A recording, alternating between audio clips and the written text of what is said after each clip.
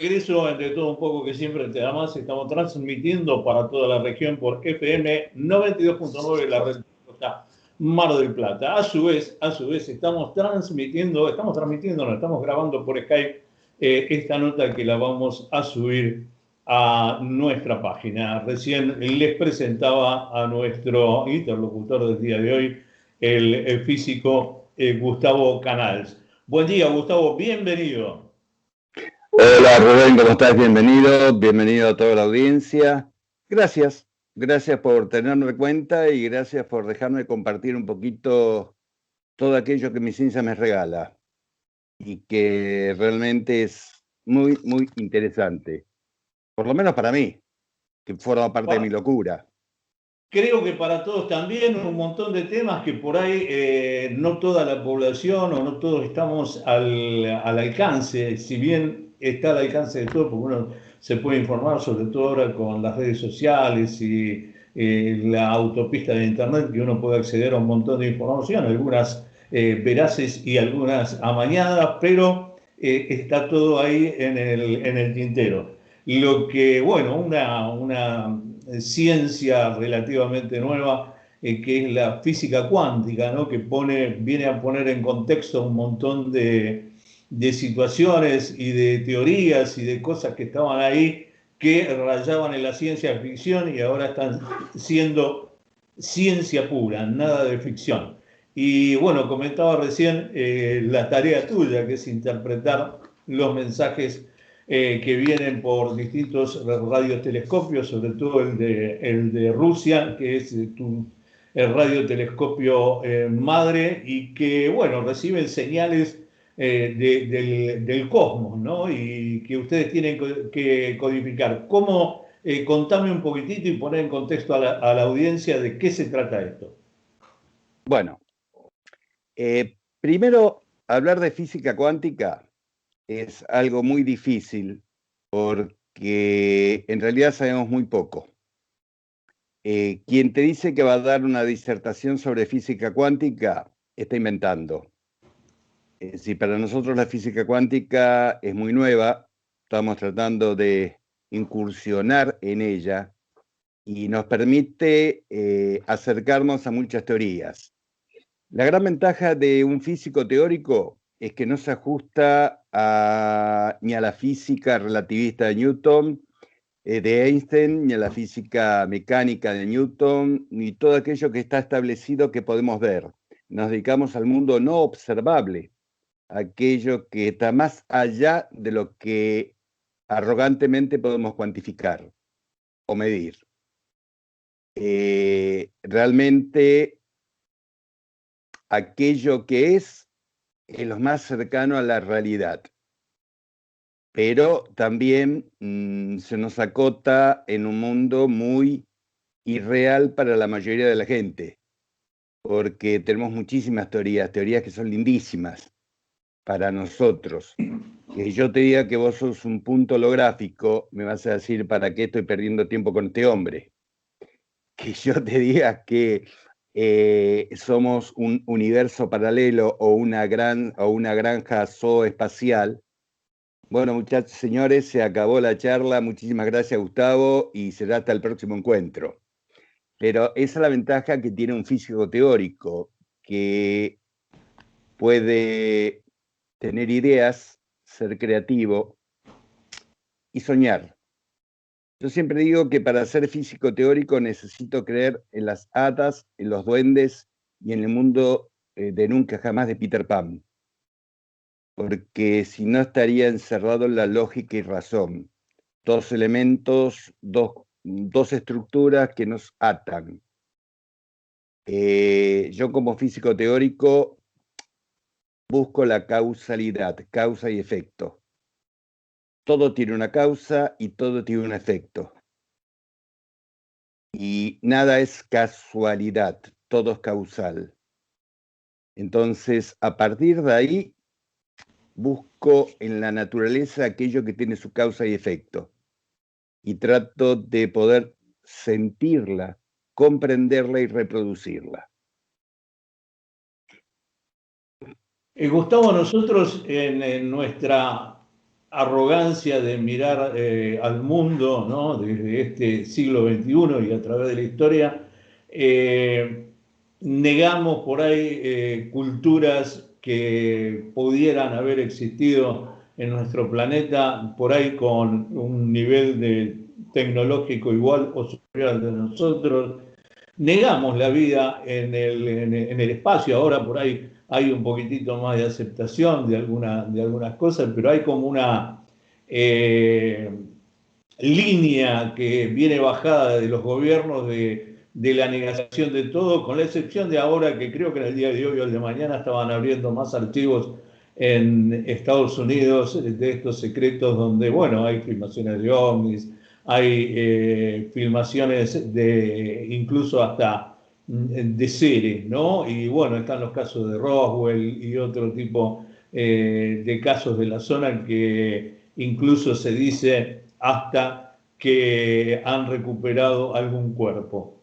Y vos me comentabas de estas señales que vienen del espacio, de que probablemente alguna civilización quiera conectarse con otra a través del espacio. Contanos un poco de qué se trata eso y qué es lo que pudiste comprobar a través de tu larga experiencia en esto. Bueno, yo tengo la gran suerte de pertenecer a varias agencias gubernamentales. El SETI, la búsqueda de vida inteligente extraterrestre, haber sido asesor matemático de la NASA en el 2005, ser asesor externo, investigador externo de la USAF, el Departamento de Eventos Anómalos Extraterrestres de la Fuerza Aérea de los Estados Unidos, del Departamento de la JAXA, la Agencia Espacial Japonesa, pero básicamente no busco ni títulos ni trabajo, busco información. Busco aquella información que está desde que el hombre se paró en la tierra y miró hacia el cielo. Siempre hemos buscado ese contacto porque íntimamente sabemos que no estamos solos, no podemos estar solos en esa inmensidad, que somos menos que un granito de arena. Entonces, ¿qué he buscado? He buscado poder recabar información en lugares específicos. Y he tenido muchísima suerte. He tenido muchísima suerte y soy un agradecido a la vida y a mi esfuerzo por saber dónde buscar. Vos nombraste el evento Roswell.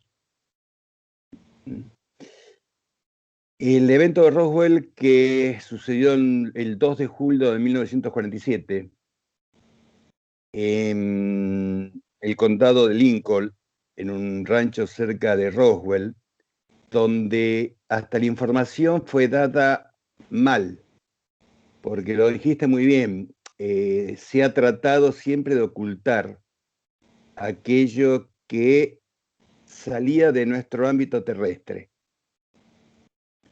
Desde el proyecto Libro Azul se ha distorsionado toda información y hasta el día de hoy se sigue distorsionando porque la realidad no se dice y vamos a llegar a ese punto. Siempre se ha manipulado esa información hacia puertas afuera. Yo tuve la gran suerte de poder ver los 11 informes médicos del último EVE, de la última entidad biológica extraterrestre, que fallece en septiembre de 1952 en un hospital naval de Maryland. Nunca vi una fotografía, ¿eh? Es decir, y sé, y te lo digo con conocimiento de causa, que todas las fotografías que andan dando vuelta a la web son inventos. ¿Mm? Porque creo que las imágenes están tan resguardadas como en el fuerte de Knox, donde está el tesoro de los Estados Unidos. Pude ver la información porque en ese momento a mí se me consultó sobre dinámica de fluidos. Entonces, claro, yo a vos te puedo dar determinadas palabras y vas a comprender de qué se trata. a un físico le dan determinadas palabras y sabe de qué se trata, aunque me lo estés negando por otro lado. Entonces tuve la gran suerte de poder ver los informes médicos y tomar una idea concreta de cómo es su morfología.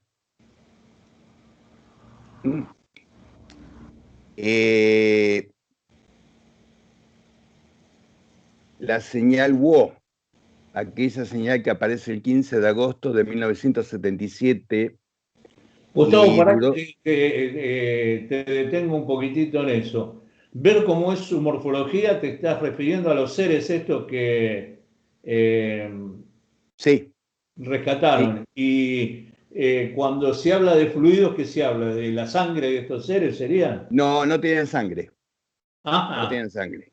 Eran una estructura gelatinosa un poco más densa.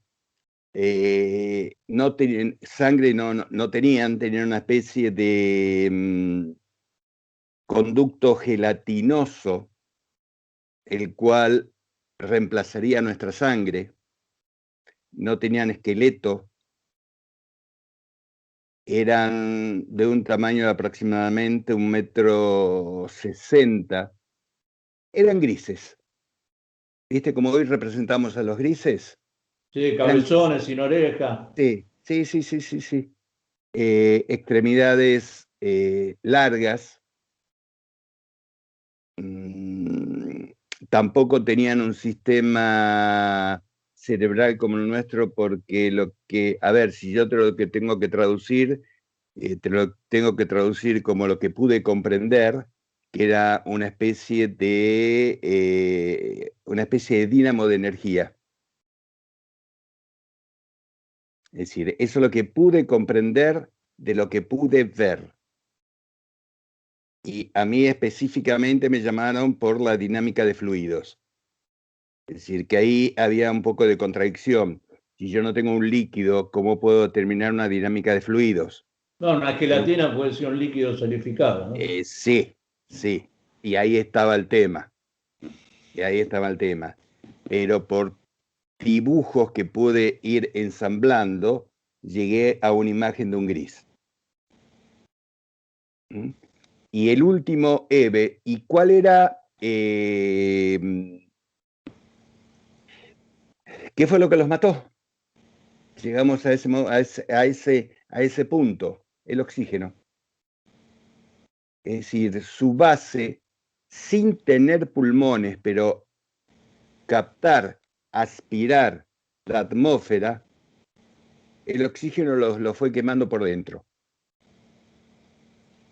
Mira. Y acá es donde vos me podrás decir, me estás contando una película de ciencia ficción, Gustavo.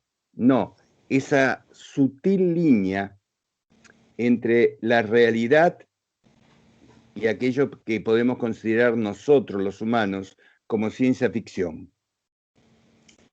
Claro, mira, hace unos años hubiera sido muy difícil de creer lo que está diciendo, pero ahora con todos los avances que hay de la ciencia, con todos los testimonios, con toda la información que hay, uno no tiene más que observar, escuchar y ver, Y creer o no que, creer, claro. creer Yo o no creo que creer. ya a esta altura del partido ya no se trata de creer, ¿no? Hay un montón de evidencia empírica de que hay un montón de cosas que no manejamos o que se están viendo ahí. Ya te digo, con el tema que manejás vos, ¿no? Van apareciendo todos los días elementos nuevos y estados distintos de la materia, ¿no? Entonces Por vos eso, decís, por eso, si te estoy haciendo esta pequeña introducción para llegar a la frutilla del postre, al punto principal. ¿Mm?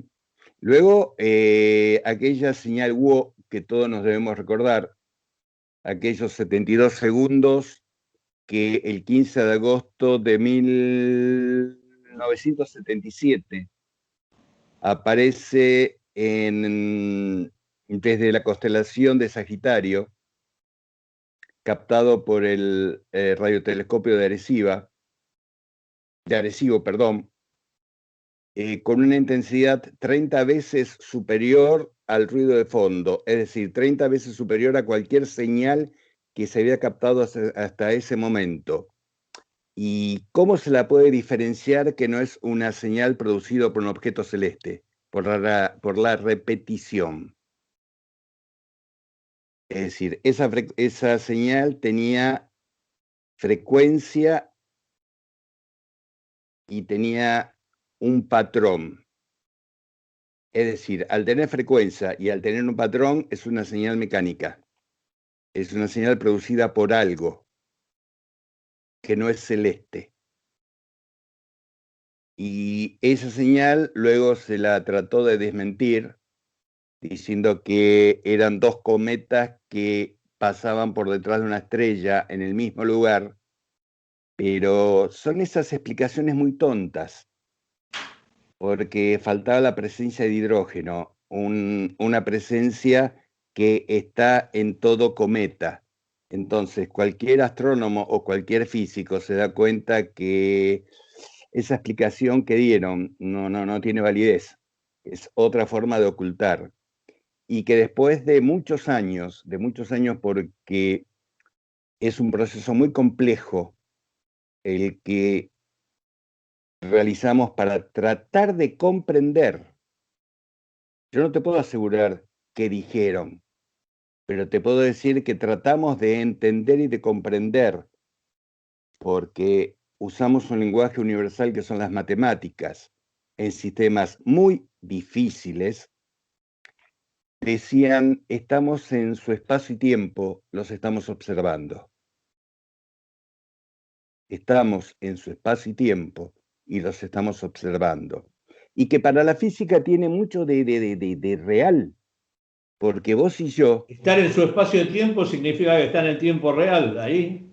están en nuestro espacio y tiempo, en el hoy, nosotros tenemos 13.740 millones de años luz de existencia.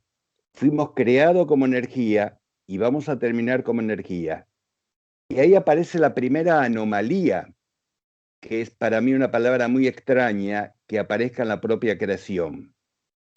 Porque acordate que hoy te dije que todo es causal, todo tiene una causa y un efecto. Y para que nosotros hoy estemos aquí, se tiene que haber desarrollado un algoritmo muy perfecto para que se acomoden todos los elementos, para que se genere el primer aminoácido. Y con el primer aminoácido generar la vida. Entonces, nosotros tenemos que cumplir un ciclo. Y ahí es donde la palabra libre albedrío tiene sus comillas. Es un ciclo que ya está establecido. A mí me pueden dar el Premio Nobel de Física. Se los agradezco porque nos vendría muy bien en esta parte económica, por el premio que tiene. Pero no puedo modificar nada que no haya sido creado para ser modificado. No puedo modificar nada que no haya sido para ser modificado. Entonces, ya está establecido el orden de las cosas y la materia es una anomalía, es un error. Por eso luego aparece la entropía, que es el ir destruyendo la materia para volver a ser energía. Vos me estás viendo a mí y yo te estoy viendo a vos. Nosotros somos el resultado de 4 elementos, carbono, hidrógeno, oxígeno y nitrógeno, que forman la materia ordinaria.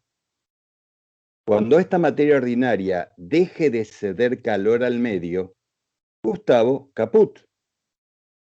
Pero estos 4 elementos, no mi energía comenzó hace 3.740 millones de años y va a terminar en los 13.740 millones de años.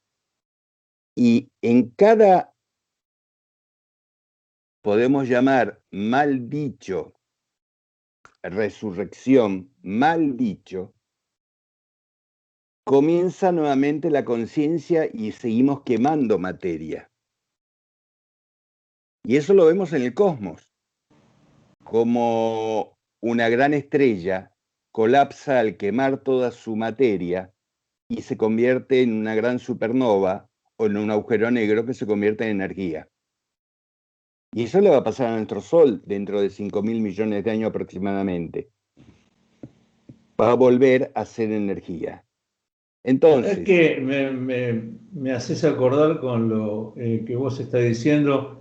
Había leído en algún momento un libro que en realidad son 7 tomos, que es La doctrina secreta de Madame Blavatsky. Eh, sí, bueno, ahí en uno de los capítulos de la doctrina secreta hablan de que, o sea, rescatan libros de la India como el Mahabharata y sí, hablaban de los Manvátaras y los Pralayas, que vienen a ser los periodos de contracción y expansión del universo, que podría también analógicamente ser un Big Bang, ¿no?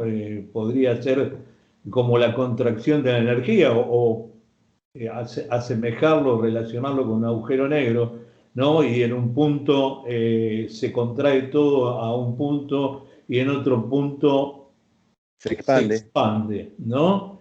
Y ese ritmo yo lo asocio también con el ritmo de la respiración del ser humano, con el ritmo de los latidos del corazón, ¿no? Esas contracciones y expansiones.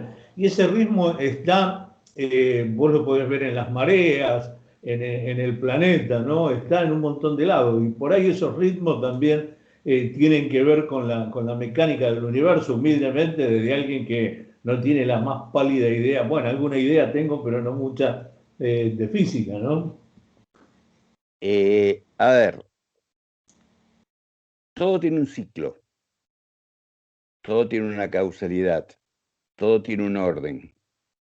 Una de las lindas teorías nuestras es los Big Bangs sucesivos, es decir, que se asocia a que nosotros estamos viviendo en una virtualidad, otra locura, que en realidad estamos viviendo un universo virtual en el cual forma parte de una matrix ya establecida en la que se van modificando las variables. Pero fíjate cómo la luna rige las mareas, cómo el corazón bombea tantos ciclos por segundo, como nuestro cerebro, que es la máquina más desarrollada de toda la creación. Y en este momento nosotros nos estamos mirando a través de un pequeño aparato en el cual la tecnología nos permite. Pero se ha comprobado físicamente que nuestros cerebros están intercambiando más allá de la distancia, porque por la ley de Dirac, dos sistemas separados siguen unidos, y en este momento nosotros somos dos sistemas separados que están unidos, están intercambiando 2 millones de información por segundo. Y nosotros mínimamente podemos interpretar 5.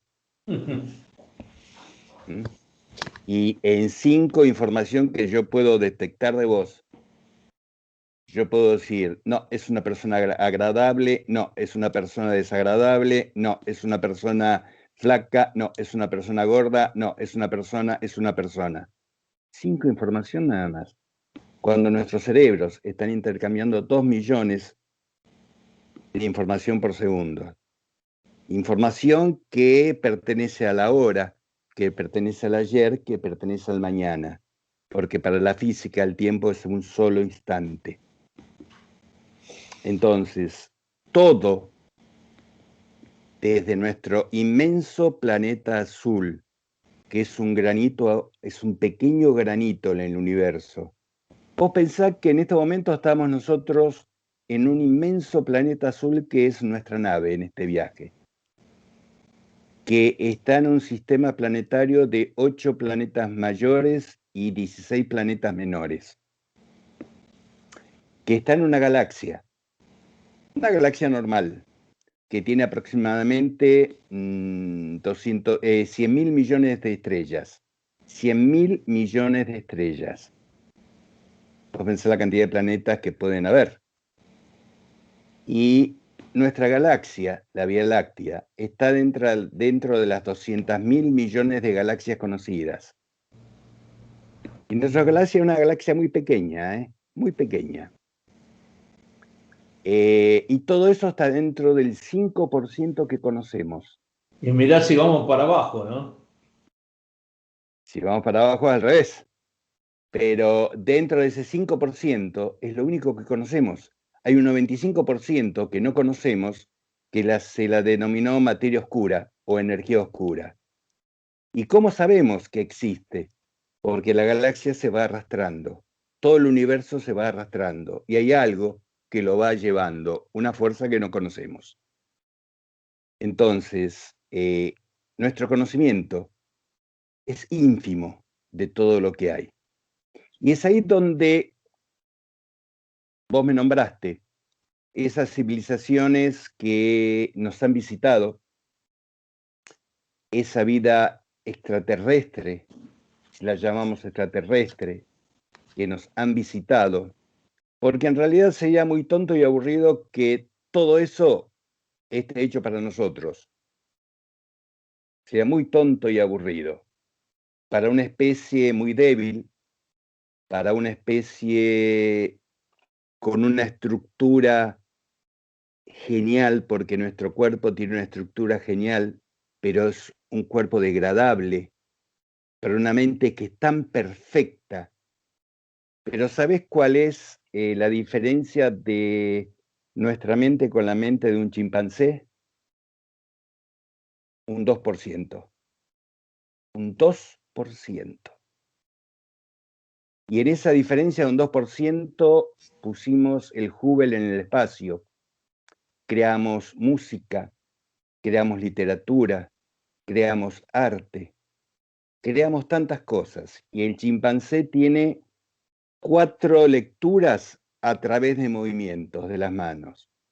Ahora, pensá lo que podría ser una civilización con un 2% de más capacidad que la nuestra. Claro, aparte por ahí, teniendo en cuenta la edad del universo, con por ahí muchísimos miles o millones de años más que nuestra historia, ¿no? Con prueba, error, ensayo, con otros desarrollos, ¿no? O sea, Sí, uno debe estar abierto a pensar, como decís vos, que somos un puntito o un poco menos que un punto en todo este universo y que seguramente debe haber un montón de capacidades más que tenemos porque, bueno, yo intuyo, creo que debe haber alguna forma de viajar muchísimo más rápido que la velocidad de la luz. Y por más que por ahí nuestros conocimientos de la física nieguen que se pueda hacer, que pueda haber una forma de llegar a cualquier punto, ¿no? Con esa teoría que conozco poco, pero me parece que la interpreto de los dobles cuánticos, ¿no? Que uno podría llegar a cualquier punto del universo con su doble cuántico, ¿no? bueno, ¿ves? Ahí hay un gran atraso y un gran error. Nosotros estamos estudiando con libros que se escribieron hace cientos de años atrás. Nos basamos en una física newtoniana importantísima, pero para nuestra vida diaria.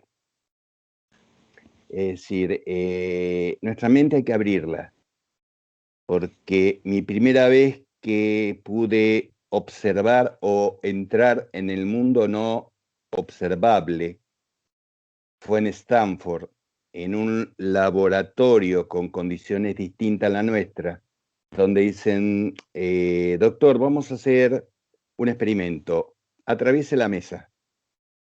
Yo miraba la mesa, es sólida.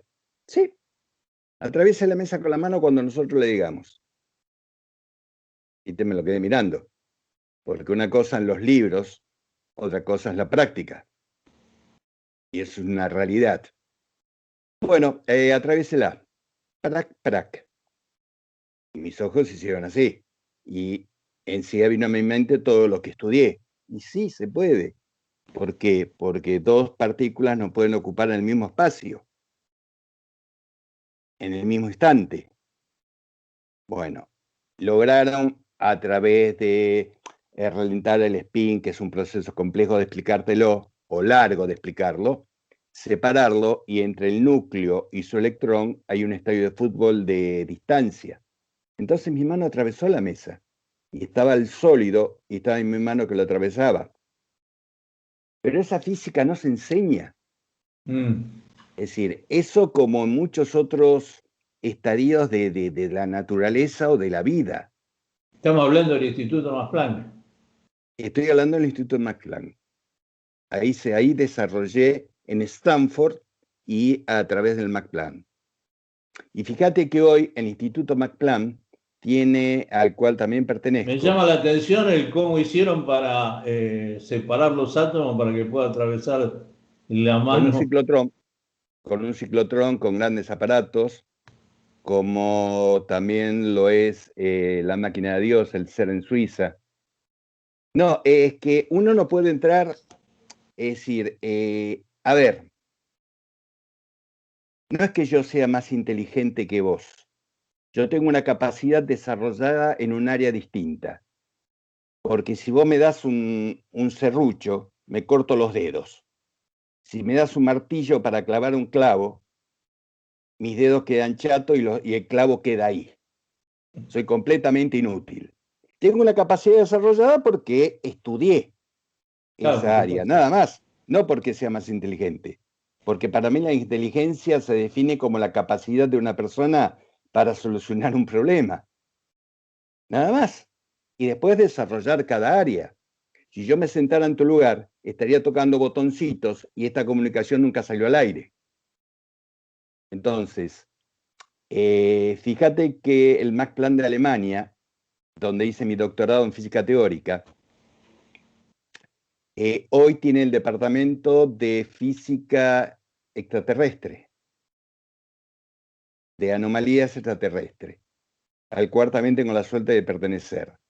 ¿Y qué hacemos ahí? Ahí estudiamos todo aquello que es anómalo y no se condice con las leyes de la física que conocemos. ¿Por qué? Porque acá llegamos al punto... ¿Tengo tiempo todavía? Sí, sí, está muy Bien. interesante. Acá llegamos al punto principal por eso hicimos esta introducción. ¿Qué hay vida extraterrestre? El hombre lo sabe desde que el hombre se paró en la Tierra. Fíjate todas las evidencias que han dejado los astronautas ancestrales. Los grabados, las pinturas, las estructuras. Porque el hombre grababa lo que veía. Porque ahí no estábamos nosotros hablando de extraterrestres.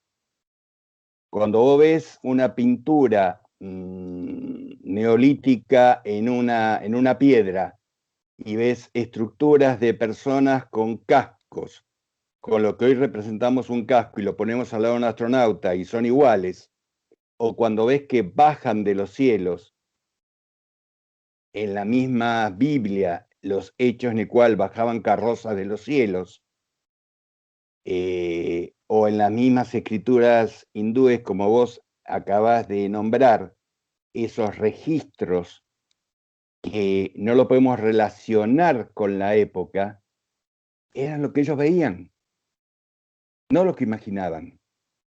Cuando vos ves en la pintura de la Virgen y el Niño Jesús, bueno, no me acuerdo cómo se llama, cómo es el nombre en italiano, que es muy conocido.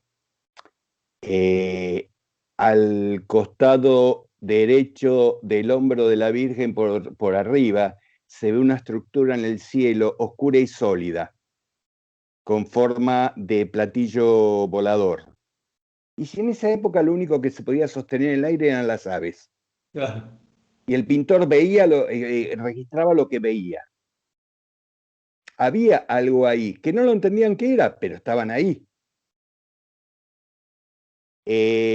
Vos ves, a ver, yo tuve la gran suerte de poder entrar a la Gran Pirámide en Egipto, porque fui por un trabajo al museo del Cairo, y su director me lleva a entrar hasta la cámara de la reina. No vi una sola columna transversal.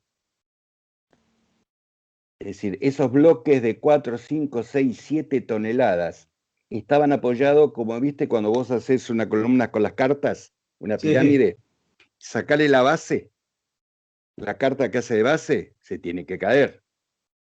y Obviamente estaban ahí ahí. no había ninguna columna. Y se apoyaban solamente por las aristas.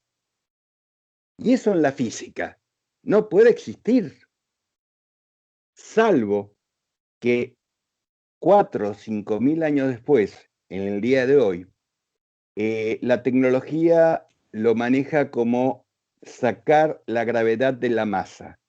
Pero para eso necesitas un gran campo magnético. Hoy se sabe que las pirámides en la actualidad siguen funcionando como faros cósmicos, siguen emitiendo pulsos magnéticos que van a parar al espacio. Es como nosotros con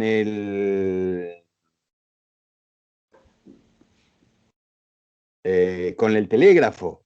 Es una forma de manejarse con un telégrafo,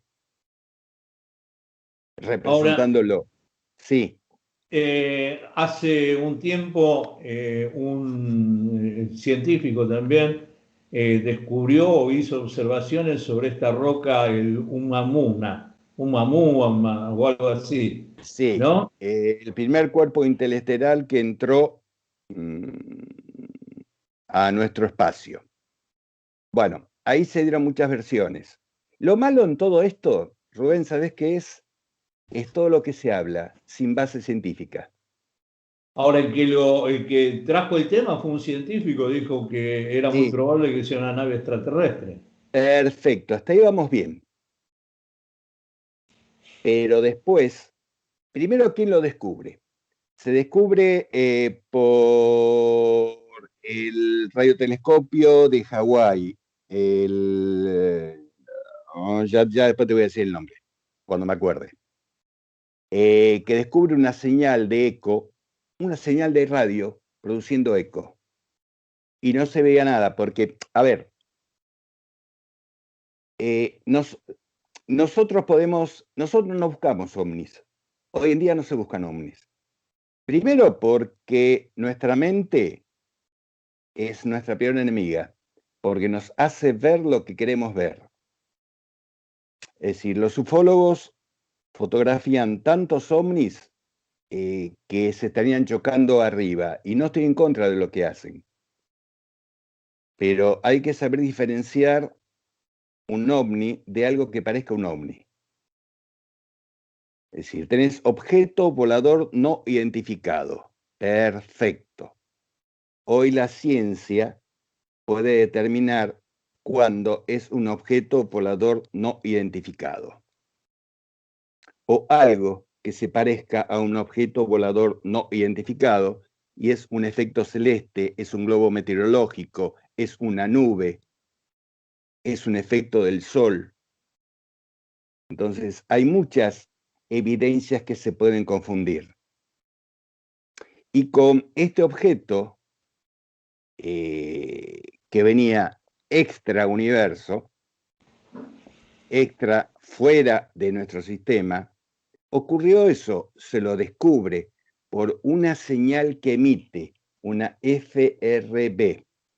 Una FRB, y eso en radioastronomía es una ráfaga de radio rápido. ¿Qué buscamos nosotros? No buscamos ovni, buscamos comunicaciones. Buscamos a alguien que se está comunicando a través de una señal de radio, como estamos comunicando nosotros. Pero con la También diferencia, pensando que se comuniquen por señales de radio, ¿no? Porque puede haber no, no, algún sí, otro tipo. no, se comunican. Tenemos más de 5 millones de señales en el SETI de radio. Y más, a ver, ¿hoy qué día es de la semana? Porque yo me pierdo. Hoy es Hoy martes. es martes. Bueno, el jueves pasado se captó una señal de radio que viene aproximadamente de 1.000 millones de años atrás. La capta el radiotelescopio de Berkeley. El radiotelescopio de Berkeley la manda al Ratán 600. Ahí comienza toda una estructura de trabajo que es lindísima porque son miles de científicos y aparatos. Y a mí me llega en mi pantalla la ubicación, dónde está, de qué constelación viene y unas determinadas variables por el cual yo tengo que determinar un par matemático para que sea instalado en un programa. Y vos me podrás decir, si está toda esa tecnología, ¿para qué se necesita el hombre? ¿Para qué te necesitan a vos? Que estás en San Pedro, provincia de Buenos Aires, sentado con 5 ordenadores y haciendo cálculos. Porque la máquina no trabaja por error. La máquina no está programada para trabajar por error. No acepta la teoría del absurdo. El hombre sí. El hombre, primero, es el único animal absurdo que trabaja por lógica y razón, cuando la propia naturaleza tiene causa y efecto. Entonces, como yo busco la causa y efecto, el efecto lo estoy viendo. Entonces, vamos a buscar la causa matemática. Y hoy yo te dije que en el 2005 fui asesor matemático de la NASA por un corto tiempo, porque desarrollé un algoritmo matemático que fue utilizado en varios programas. Es decir, un proceso matemático que fue desarrollado en varios programas.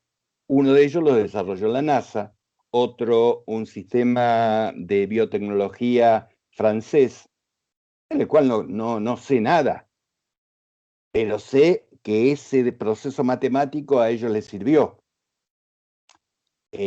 para determinadas mutaciones. Tampoco me acuerdo el nombre de célula, nada más, no me preguntes más, o huevo cigota, pero ese proceso matemático les sirvió para analizar determinadas mutaciones de determinados bichitos. Ahora no me van a echar la culpa a mí del COVID-19. Ya, yo no tengo nada que ver con los chinos, solamente con el del súper. Nada más. Y entonces, hay varios científicos, cientos de científicos, que trabajamos sobre la teoría del absurdo, es decir, buscando ese error que la máquina no lo ve o no lo acepta porque no está preparado para eso. La máquina cuando ve un error, marca error y se acabó ahí. Entonces, cuando a mí me aparece en la pantalla, bueno, tengo programas muy especiales, muy específicos y muy complejos donde voy trabajando. Y ahí es donde determinamos desde qué punto parte esa señal y comienza un trabajo más complejo todavía, como una señal de radio. ¿Qué está emitiendo? Ahora te hago yo la Información pregunta a radio. vos. ¿Eh? Ondas hercianas. Bueno, comenzamos a trabajar con las ondas hercianas, la transcribimos a un proceso matemático y terminamos en algo muy simple que es un sistema binario. Y tratamos de comprender a partir de ese sistema binario qué nos están diciendo o qué interpretamos nosotros, porque no sabemos quién está al otro lado del teléfono. Y tratamos de responder de la misma forma.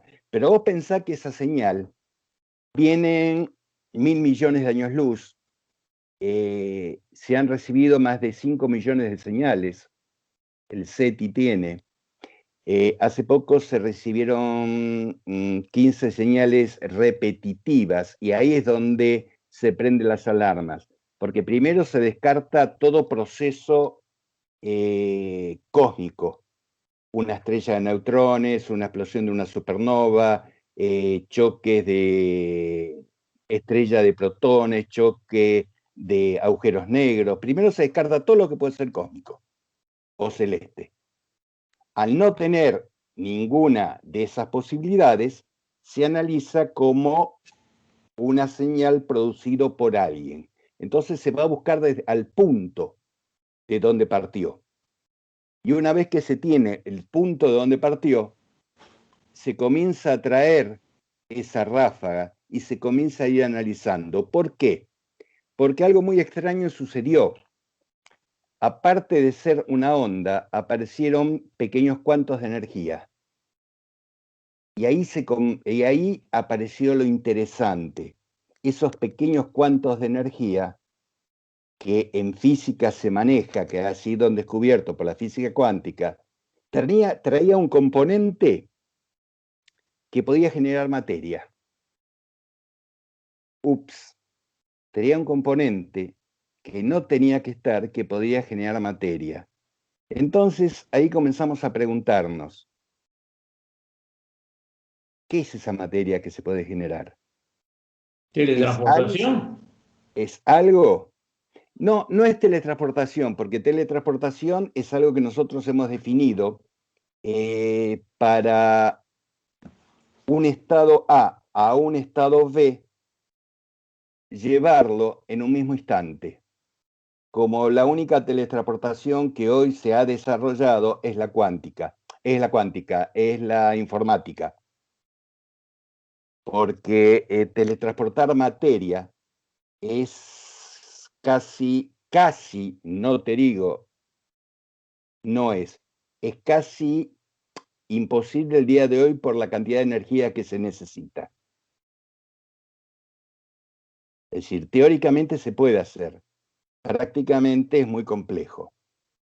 Entonces, ahí nos quedó la duda. ¿Qué es eso que viene adosado y se adosa en el camino, porque no parten juntos, se adosan en el camino para llegar a un radiotelescopio nuestro? Y de No ahí parten juntos. no se adosan en el camino. Es decir, busca esa señal de radio, se pegan La y usa de llegan al vehículo. radiotelescopio. La usa de vehículo. Bueno, y ahí partimos otra vez en aquellos mensajes que nos están enviando. Y cuando llegamos a comprender algunos de esos mensajes, hubo uno muy de Hollywood, muy para Hollywood, porque se repitió 2 veces en 10 años, que decía, dejen la tierra, dejen la tierra. Y ahí te hago la cabeza y comenzás a dar vuelta a ver qué quieren decir. Nosotros también nos preguntamos qué quieren decir, porque yo soy doctor en física, PhD en matemática, pero soy un hombre, igual que vos, y mi cabeza funciona igual que vos. Con la diferencia que yo se deja en la Tierra, si lo aplico a un montón de ecuaciones, lo aplico a un montón de teorías, a un montón de hipótesis y a un montón de procesos matemáticos que me vuelven más loco. Y acá viene llegamos a quizás a lo más interesante y aquello que se oculta. Es decir, vuelvo a compartir con vos y a compartir con ustedes. Yo soy un agradecido a aquello que decidí por casualidad estudiar, porque en realidad yo jamás pensé que iba a ser físico. Yo era el vago del colegio que me llevaba menos educación física, religión e historia que me gustaba. No era el que hacía despelote, porque fíjate que yo me iba a trabajar con mi viejo, le decía que no tenía clases. Mi viejo me enseñó un oficio que me encantó y gané muchísimo dinero, que es la fotografía. Es decir, hice desde lo más simple, que es un bautismo, hasta documentales para la Deutsche Welle, programas de televisión. Pasé por todos los rubros de la creatividad. Porque para ser físico tenés que ser creativo y tener muchas ideas, muchísimas ideas. Curioso, ser fundamentalmente curioso. Yo no quiero, cuando armaba los grupos de trabajo, yo no quiero un tipo genio que tenga conocimientos. Si los conocimientos están en el libro, yo quiero un físico que sea curioso, que se meta, que investigue, que no se cree nunca con un no, que mire para arriba y diga, aquel puntito, ¿qué es? Y no se quede con lo que dice en el libro. Si no, no sirve. Entonces, eso me enseñó a ser creativo y curioso. Y mi carrera siempre fue un hobby. Nunca la necesité para vivir. Porque yo económicamente vivía muy bien con mi otro trabajo. Entonces me dediqué a estudiar, a buscar membresías, a estudiar, a viajar, a estar en muchísimas universidades hasta el 2005, 2006, donde mi vida era tomarme un avión, 14 horas de vuelos, bajar en una universidad, dar una charla, otras 16 horas de vuelos y meterme en un laboratorio, rechazar grandes propuestas de trabajo económicas, porque no me interesaba pertenecer a una estructura que me iba a mantener en un solo lugar. Y me agarró una amnesia global temporal. Amanecí en un sanatorio después de 5 días sin saber quién era. Y un cablecito hizo esto, clic, y Gustavo se perdió. Entonces, a partir de ahí, bueno, puse el pie en el freno. Y vamos a hacer aquellas cosas que nos gustan mucho más lento. Y, y ahí comencé a esta etapa de la vida que es entrar en aquello donde ocultan cosas. Pude entrar en la USAF. Entrar a la USAF ya te permite entrar a un sistema de ocultamiento de verdades, que ya lo sabíamos, porque desde el evento Roswell para acá, cuando se crea el proyecto Libro Azul, bueno, se tapa todo. Y el gran socio fue Hollywood, que nos metió en la cabeza una forma de extraterrestre. Las mismas estatuillas sumerias, con una interpretación de un idioma que nunca se vio, un lenguaje que nunca se oyó, una escritura que narraba algo que fue interpretado por un pseudocientífico y que generaban...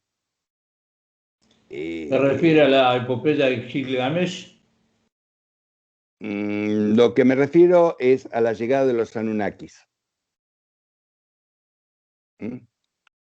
Que generaba ciertas civilizaciones que llegaron para cumplir un trabajo en la Tierra. Los reptiloides, los Anunnakis, y que fue interpretado como si vos lo interpretaras y la humanidad lo tomó como verdadero. Pero a mí como científico lo único que me llama muchísima la atención, y puedo comprobarlo, es ese salto genético que se produjo entre el Homo erectus y el Homo sapiens, que tendría que haber tardado 5 millones de años y tardó 24.000 años, donde tiene que haber existido una modificación genética. ¿Quién la hizo? Claro. Ahí está la pregunta.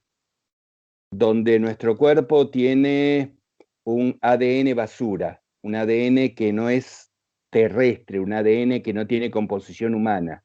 ¿De dónde apareció? El factor RH Ahora negativo. parece que la basura no es tan basura. Estaban analizando eso y parece que es muy importante lo que decían ADN basura que no se conocía.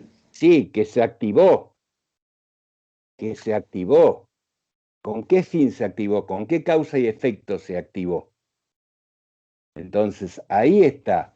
Cuando no tiene generación humana. Entonces, hay muchas preguntas en las cuales uno tiene que comenzar a buscar. que lleva mucho tiempo desarrollar su respuesta o encontrar una respuesta. Y hace rato te estoy diciendo, acá llegamos al punto y todavía no llegué, porque lo peor que me puedes hacer a mí es dejarme hablar. Hoy sabemos dónde hay vida, hoy nos comunicamos con esa vida, tratamos de comunicarnos. Hoy ellos se comunican con nosotros con evidencias, nos visitan, nos han visitado, se posesionan en puntos determinados del espacio como los 5 puntos de Lagrange, donde la masa y la materia no interactúa con la gravedad. Es una forma de explicar el proceso físico, donde han interactuado con la ionosfera de nuestro planeta, de nuestra atmósfera, perforándola con una matriz establecida, que no comprendemos por qué. Fue poner la Tierra dentro de un microondas, cerrar la puerta y esperar que alguien apretara el botoncito. Por suerte nadie lo apretó.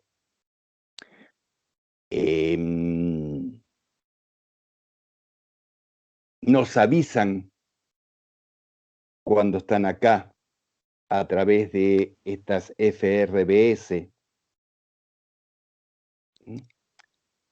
Cómo están, desaparecen. Y esas son las evidencias científicas que nos basamos para decir que hay vida. Pero aparte de definir qué es lo que hay vida. A ver, si yo te pregunto a vos, Rubén, ¿qué es vida? Y depende de lo que uno tenga, o sea, vida conocida podría ser, ¿no? Porque nosotros estamos basados en el carbono y por ahí hay vidas basadas en cualquier otro tipo de elemento en el O universo. cualquier otro tipo de elemento.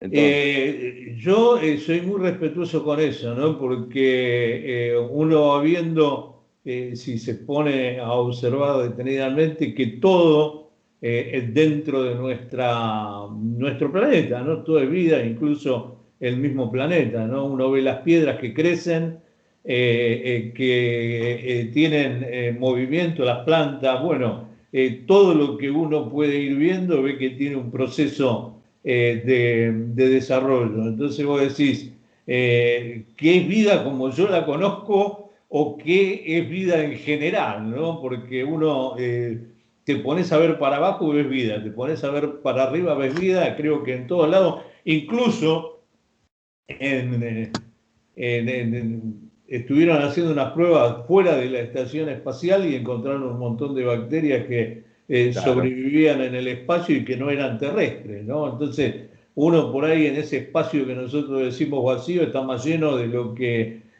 uno piensa, ¿no? Y hay un montón de formas de vida que andan por ahí que nosotros no conocemos. Por eso a veces nuestro conocimiento es tan limitado que vemos lo que es parecido a nosotros y lo demás lo descartamos.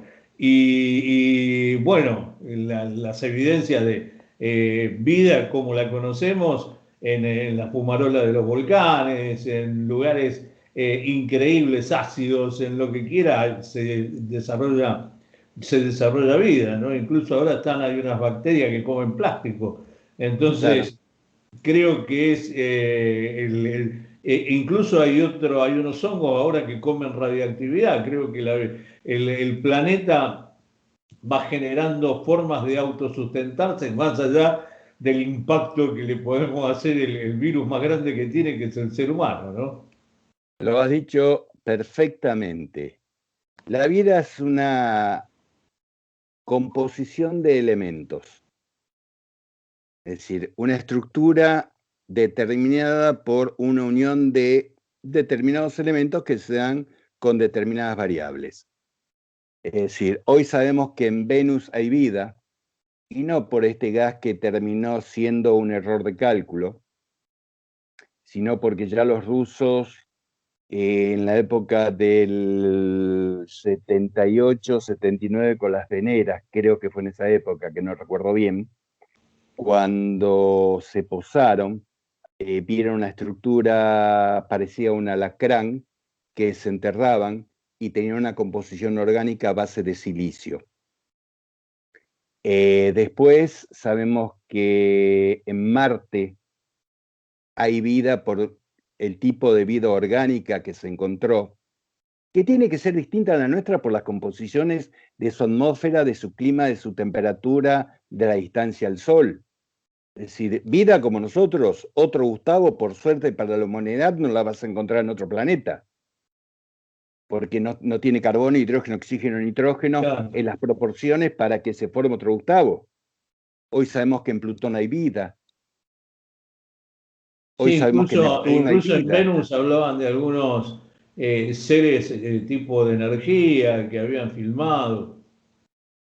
Claro, momento, ahí volvemos también. Acércate a las ciencias y busca ahí las respuestas. Las ciencias pueden estar equivocadas. Nada es absoluto. Las ciencias pueden estar equivocadas, pero tratamos de trabajar con pruebas y con variables. No tratamos de Qué trabajar. bueno eso que está diciendo para todo, ¿no? Porque estamos en una etapa de negación de la ciencia, ¿no? Sale cualquier pelandrón a decir cualquier cosa por allí y se le da a nivel científico. Y la ciencia, como dice usted, es prueba y error, es ensayos, es método, bueno, es un montón de cosas, ¿no? Más que Mirá, es la observación. a mí me invitan a muy pocos cafés ufológicos, porque soy el abogado del diablo. A mí me muestran una fotografía de un ovni y le digo, eso es un efecto solar. ¿Por qué? Porque vean la doble reflexión que está haciendo sobre una nube, sobre la densidad de la nube es oscura, tiene cristales, esos cristales me producen doble refracción y por los campos, por la estática que me produce, me trae polvo. No, pero esto es un ovni que sale de un portal. ¿Ustedes saben en cuánto es el tiempo que se abre un portal? Son de 2 o 3 milisegundos. Y se pasan fotografiando portales. ¿Mm? O se pasan fotografiando ovnis de tipo cigarro. Todos los días le pasa un ovni de tipo cigarro por frente de su casa. Entonces, cuando nosotros buscamos ovnis de arriba hacia abajo, no de abajo hacia arriba, porque aparecen, y aparecen. O cuando a mí me llaman, me dicen, doctor, me ocurrió acá en San Pedro, doctor, estamos viendo un ovni sobre hacia vuelta de obligado, en este momento que es una esfera brillante que está estacionaria y sube. Perfecto. Entonces yo mando el telegrama enseguida al SETI o a alguno de los radiotelescopios. Hay un objeto identificado en estas coordenadas. Por favor, enfoquen un satélite termográfico, código tal, código, pues tengo acceso, porque es parte de mi trabajo. Entonces posesionan un satélite sobre esas coordenadas de San Pedro y termográficamente pueden determinar primero sería algo, la composición de su temperatura-color, que eso nos da la idea del elemento con que está hecho. Y ahí podemos comenzar a buscar determinar otras variables de ese elemento. Bueno, y era un ovni que estaba en el mismo lugar, Varadero, San Pedro, Ramallo. Y era un ovni real. No quiere decir que me salga el hombrecito verde y me salude, Claro, claro. sino era un objeto volador no No identificado y identificado. no terrestre. Pero como me han mostrado otros que no lo eran. No, Entonces, siempre está bueno comprobar. hoy tenemos Gustavo, tecnología para hacerlo. se me terminó el tiempo. La verdad que da como para seguir charlando muchísimo más. Seguramente en otra oportunidad vamos a seguir desarrollando un montón de temas. Me quedaron muchas cosas para preguntarle. Bueno, como final, te digo que hoy hay vida extraterrestre, nos comunicamos con ellos, se hicieron presente, tratamos de mandar señales y no estamos solos. Ya está comprobado. Sin duda, sin duda. Sin duda. Pero no estamos solos desde las ciencias con evidencias. Así que en Así cualquier debe ser. momento te van a golpear la puerta, te van a decir, hola terrestre, ¿cómo está usted? Bueno, Atrápalo, espero que como suele ser. espero que te haya servido todo lo que charlamos, Muy que le haya interesado interesante. a la gente. Y pensá siempre que la realidad supera la ficción, más cuando viene acompañada de las ciencias. Hasta luego. Un abrazo a vos, gracias. Bueno.